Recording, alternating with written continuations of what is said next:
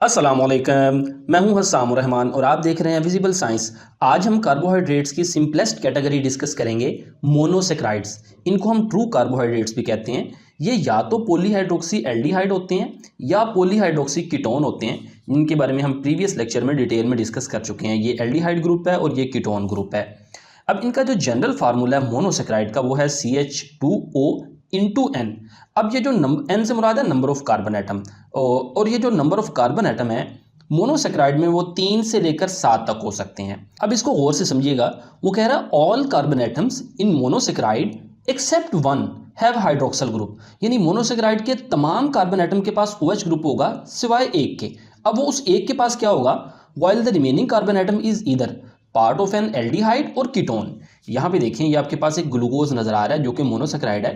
इसमें हर carbon atom के पास hydroxyl group है। यहाँ पे देखें carbon number 6 OH group, OH group, OH group, OH group, OH group. इसके पास नहीं है। इसके पास क्या है, एक्सेप्ट वन, इसके पास है एल्डिहाइड ग्रुप। ये एल्डिहाइड ग्रुप कहलाता है, C डबल बॉन्ड ऑक्सीजन और एक तरफ हाइड्रोजन, तो इसके पास एल्डिहाइड ग्रुप है। अब यहाँ पे भी देखिए हर कार्बन एटम के पास OH ग्रुप है, OH OH OH OH, यहाँ पे भी OH। इसके पास ये कीटोन ग्रुप है। तो सबके पास OH होता है सिवाय एक के। जो एक है उसके पास या तो एल्डिहाइड होगा या कीटोन होगा। नेक्स्ट बात करते हैं क्लासिफिकेशन की। देखिए मोनोसेक्राइड्स को हम दो तरह से क्लासिफाई कर सकते हैं। नंबर 1 क्लासिफिकेशन है फंक्शनल ग्रुप की बुनियाद पर। जैसा कि मैंने अभी बताया, दो ही फंक्शनल ग्रुप हैं।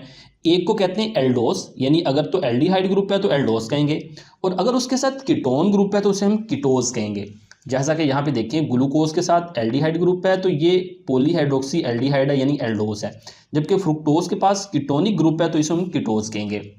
दूसरी किस्म की क्लासिफिकेशन है मोनोसेक्राइड की, वो है based on number of carbon atoms, यानी उसमें कार्बन एटम्स की तादाद कितनी है। यहाँ पे देखिए अगर तो 3 कार्बन एटम है उसे हम ट्राइओसिस कहेंगे, 4 हैं तो टेट्रोसिस, 5 है तो पेंटोसिस, 6 कार्बन है तो हेक्सोसिस, और 7 कार्बन है तो हेप्टोसिस कहेंगे।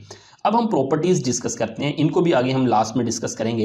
प्रॉपर्टीज़ यानी मोनोसेक्राइड्स की, इसकी मैंने हेडिंग्स बना दी हैं, याद करने में आसानी होगी। सबसे पहले ये सिंपलेस्ट फॉर्म ऑफ कार्बोहाइड्रेट्स, यानी ये सिंपलेस्ट फॉर्म है और can not be hydrolysed into simpler compound, यानी इसको मज़ीद तोड़ा नहीं जा सकता। जैसा कि मैंने बताया कि एक दीवार है वो 10 ईंटों से मिलकर बनी है, तो आप उस दीवार को तोड़कर 10 ईंटें लैदा कर सकते हैं। लेकिन एक कंपाउंड है जो एक ही ईंट से मिलकर बना हुआ है, ईंट ही एक है, तो उसको तो मजीद नहीं ना तोड़ा जा सकता। तो monosaccharide is a single unit, तो ये मजीद नहीं टूट सकता, मजीद हाइड्रोलाइज नहीं हो सकता। हाइड्रोलिसिस बाय द वे कहते हैं किसी बड़े कंपाउंड का टूटना वाटर मॉलिक्यूल को यूटिलाइज करके, breakdown of large compound by the utilisation of water molecule, तो उसको हाइड्रोलिसिस कहते हैं। तो ये हाइड्रोलाइज नहीं हो सकता। सॉल्युबिलिटी की बात करें तो हाईली सॉल्युबल इन वाटर, पानी में बहुत ज़्यादा सॉल्युबल होते हैं। उसकी वजह यह है कि इसके अंदर मल्टीपल बहुत सारे हाइड्रोक्सल ग्रुप होते हैं जो कि सराउंडिंग वाटर मॉलिक्यूल के साथ हाइड्रोजन बॉन्ड बना लेते हैं। तो हाइड्रोजन बॉन्ड बनाने की वजह से बड़ी आसानी से ये पानी के अंदर डिसॉल्व हो जाते हैं मोनोसेक्राइड्स। नेक्स्ट इनका स्वीट टेस्ट होता है और इसी वजह से तो इनको शुगर भी कहते हैं। अब वो स्वीट टेस्ट इस वजह से होता है कि इसमें specifically arrange multiple hydroxyl group, यानी हाइड्रोक्सल ग्रुप की अरेंजमेंट इस तरह से होती है कि वो जुबान पर मौजूद जो स्वीट टेस्ट रिसेप्टर होते हैं ना, उनको एक्टिवेट करते हैं, इंटरेक्ट करते हैं उनके साथ। यानी इस मोनोसेक्राइड के अंदर हाइड्रोक्सल ग्रुप जुबान पर मौजूद स्वीट टेस्ट रिसेप्टर के साथ इंटरेक्ट करते हैं और उनको एक्टिवेट करते हैं। इस वजह से आपको ज़्यादा स्वीट महसूस होता है। नेक्स्ट बात करते हैं, इनको हम रिड्यूसिंग शुगर भी कहते हैं। इससे मुराद ये है कि ये किसी दूसरे कंपाउंड को रिड्यूस कर सकते हैं। मिसाल के तौर पर हमारे पास ये एक कंपाउंड है A, ये है मोनोसेक्राइड। ये हमारे पास एक दूसरा कंपाउंड है B। अब मोनोसेक्राइड क्या करते हैं, इलेक्ट्रॉन अपने में से दूसरे कंपाउंड को दे सकते हैं, और आपको पता है जो इलेक्ट्रॉन रिसीव करता है उसकी होती है रिडक्शन। तो मोनोसेक्राइड इलेक्ट्रॉन जब इसको देंगे तो इसकी क्या होगी, रिडक्शन होगी। लेकिन मोनोसेक्राइड की अपनी क्या होगी, ऑक्सीडेशन। लेकिन इसकी रिडक्शन किसने की, मोनोसेक्राइड ने, लिहाजा मोनोसेक्राइड कहलाएंगे रिड्यूसिंग शुगर, यानी ऐसा मॉलिक्यूल जो किसी दूसरे को रिड्यूस कर सकता हो। तो मोनोसेक्राइड इस वजह से रिड्यूसिंग है कि ये किसी दूसरे मॉलिक्यूल की रिडक्शन कर सकते हैं, और हाँ अपनी इनकी फिर ऑक्सीडेशन होगी। नेक्स्ट बात करते हैं स्टीरियो आइसोमेरिज्म। स्टीरियो आइसोमेरिज्म से मुराद है किसी मॉलिक्यूल के अंदर एटम्स की अरेंजमेंट इन 3 डायमेंशनल स्पेस। मिसाल के तौर पर यहाँ पे आप देखें, ये ग्लूकोज का मॉलिक्यूल है, इसमें कार्बन नंबर 1 2 3 4 5 6। कार्बन नंबर 3 पर जो हाइड्रोक्सिल ग्रुप है ये कार्बन के इस तरफ है, बाकी सारे हाइड्रोक्सिल ग्रुप आप देखें दाएं तरफ हैं।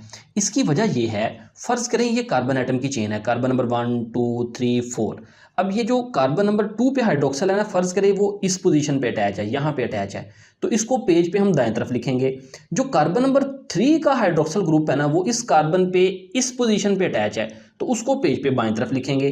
कार्बन नंबर 4 का फर्ज करें यहाँ पे ऊपर इस तरह से अटैच है, लेकिन उसको भी पेज पे दाएं तरफ लिखेंगे। कार्बन नंबर 5 का फर्ज करें यहाँ पे अटैच है इस जगह पे, तो उसको भी दाएं तरफ लिखेंगे। कार्बन नंबर 6 का यहाँ पे अटैच है, उसको भी दाएं तरफ लिखेंगे। तो देखें उस कार्बन एटम के साथ जो हाइड्रोक्सिल ग्रुप की अरेंजमेंट है ना 3 डायमेंशनल स्पेस में, उसको हम कहते हैं स्टीरियो आइसोमरिज्म। तो मोनोसेक्राइड के अंदर भी स्टीरियो आइसोमरिज्म एग्जिस्ट करती है। उसकी वजह यह है कि हाइड्रोजन और हाइड्रोक्सिल ग्रुप की एसिमेट्रिक कार्बन एटम के साथ जो ओरिएंटेशन है ना, जो अटैचमेंट है, वो डिफरेंट लोकेशन पे होती है। जैसा कि मैंने अभी मिसाल के साथ समझाया, एसिमेट्रिक या कायरल कार्बन ऐसे कार्बन को कहते हैं जो चारों तरफ से जिसके साथ बॉन्ड बने हों। जैसा कि ये कार्बन देखें, इस तरफ भी बॉन्ड है, इस तरफ भी, इस तरफ भी, इस तरफ भी, तो चारों तरफ इसके साथ बॉन्ड्स मौजूद हैं, तो ऐसे कार्बन को एसिमेट्रिक या कायरल कार्बन कहते हैं। जैसा कि यहाँ पे लिखा हुआ है, an asymmetric carbon is one that is attach to the 4 different groups. Last इसका करेक्टर है structural form. Monosaccharide with the 5 or more than carbon atom may exist in 2 structural form, यानी 5 से ज़्यादा कार्बन एटम का जो monosaccharide है ना, उसकी 2 स्ट्रक्चरल फॉर्म हो सकती हैं।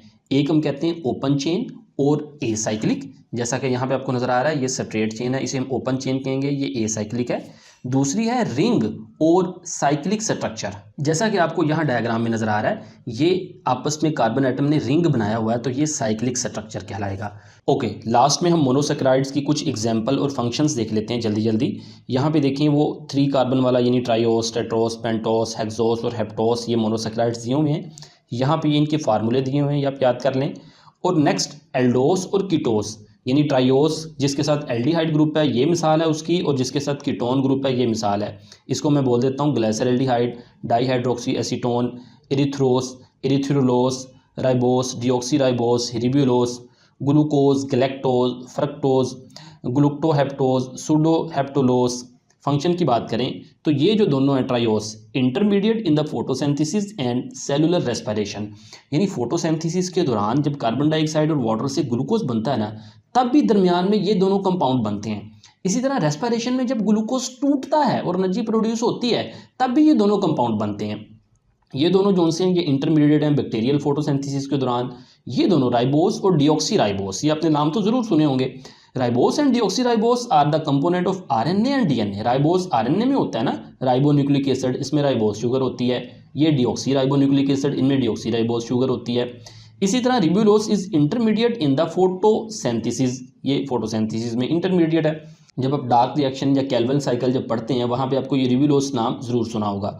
इन दोनों का फंक्शन की बात करें तो glucose is the respiratory fuel, यानी रेस्पिरेशन के दौरान जो एनर्जी प्रोड्यूस होती है ना, उसमें ग्लूकोज फ्यूल के तौर पर इस्तेमाल होता है। Fructose is an intermediate in the respiration, respiration में दरमियान में ये बनता है। Galactose is the component of milk sugar, these are the intermediates in the photosynthesis, photosynthesis में ये भी इंटरमीडिएट हैं। तो ये था आज का लेक्चर, उम्मीद है आपको समझ आई होगी। फीडबैक ज़रूर दीजिए, दुआओं में याद रखिएगा। मिलते हैं नेक्स्ट लेक्चर के साथ। अस्सलामु अलैकुम वरहमतुल्लाहि वबरकातुहू।